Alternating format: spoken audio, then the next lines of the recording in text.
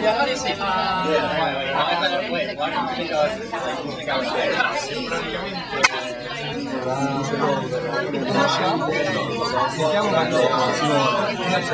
sono corsi di italiano? No, bisogna studiare qui a Ok. Ma c'è una signora che si chiama... Ho conosciuto una signora a Ciardi che parla italiano. Si insegna anche francese. The course, Italian Cultural Heritage, is a large course in which we have about 50 students and they follow on in the next semester, and that becomes a general catchment area in which we meet a lot of our potential students. We like to think of it as a piazza.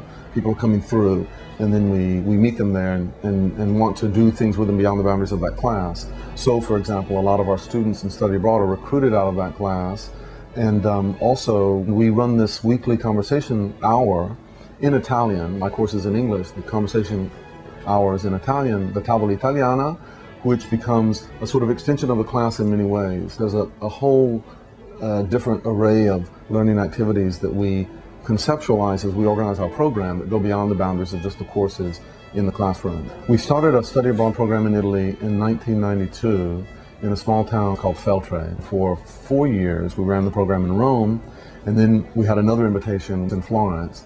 And so we've been in Florence since '99. We normally take 15 students. They do third semester Italian or fifth semester Italian or seventh semester Italian, so they're at 3 different levels. They also do a conversation class, and then they do a course in English for 1 credit on the city. We encourage them to take advantage of the opportunity to immerse themselves as fully as possible in the culture. 15 people or 17 end up just radiant, you know, from having spent 6 weeks abroad. And it's not just 6 weeks in Italy. I think if you took 6 weeks in Chile or 6 weeks in Japan and had this experience of overcoming the challenges of living in a different environment, you end up feeling very confident. Petrarch is engaging in what critics have come to call Renaissance self-fashioning.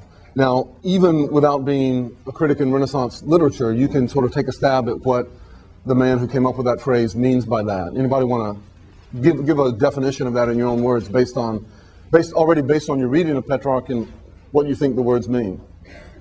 Defining yourself by morals or memes or things from antiquity. The class that I'm teaching now is called Italian Cultural Heritage Part 1. It's part of a 2-course sequence that covers the beginnings of Italian culture all the way up to today. We spend the first month looking at the development of Italian literature out of religious writers and also some courtly love lyric poets, culminating in the middle month of the course of reading Dante's Inferno.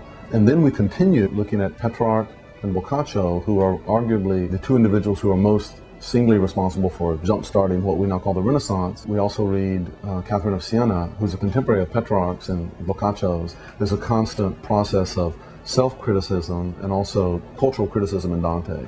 I point out to the students that we've inherited something like that practice, and then we need to be as critical of it as Dante was of his predecessors. I hope that in the class they get a sense of the Italian cultural tradition at its beginnings, but I also want them to realize that canons are historical formations and that one can criticize that tripartite canon, Dante, Petrarch, and Boccaccio, and that's what I use Catherine of Siena to do. So I want them to understand a lot about literary history and the processes of literary canonization in the course as well.